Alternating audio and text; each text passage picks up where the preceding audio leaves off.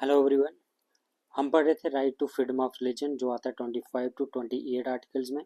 तो आज हम बात करने वाले हैं आर्टिकल 27 की। आर्टिकल 27 यहाँ पे टैक्सेस की बात करता है, टैक्सेस और फीस की।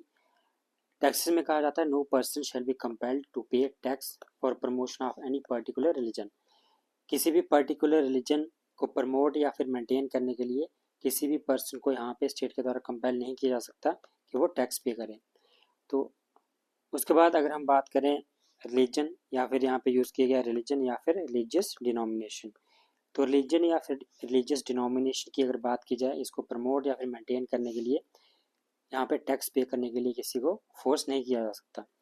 अगर हम बात करें पब्लिक मनी की, तो पब्लिक मनी जो टैक्सेस की कलेक्शन से आता है, तो पब्लिक मनी यहाँ पे किसी पर्टिकुलर रिलीजन के लिए यहाँ पे अलाउड नहीं है। तो स्टेट यहाँ पे जो कॉन्स्टिट्यूशन आर्टिकल 27 जो है प्रोहिबिट करता है कि किसी एक पर्टिकुलर रिलीजन को आप फेवर नहीं कर सकते ओवर द अदर। लेकिन अगर हम बात करें पब्लिक मनी की, तो वो यहाँ पे आप खर्च कर सकते हो for promotion of all religions, तो वो यहाँ पे अलाउड है। अगर आप किसी एक पर्टिकुलर रिलीजन को फेवर कर रहे हैं तो वो यहाँ पे अलाउड नहीं है अंडर आर्टिकल 27। उसके बाद अगर हम बात करें टैक्सेस, टैक्सेस क्या प्रोहिबिटेड हैं, क्यों कहाँ प्रमोशन और मेंटेनेंस के लिए किसी पर्टिकुलर रिलीजन के लिए।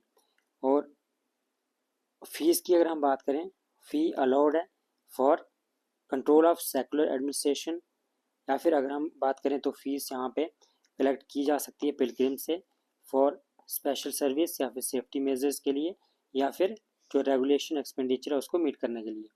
तो ये आर्टिकल जो है इम्पॉर्टेंट है यहाँ पे, ये हम कह सकते हैं ये फाउंडेशन है एक इंडियन जो सेकुलर पॉलिटी है उसका। तो नेक्स्ट वीडियो में हम बात करने वाले हैं आर्टिकल 28 की।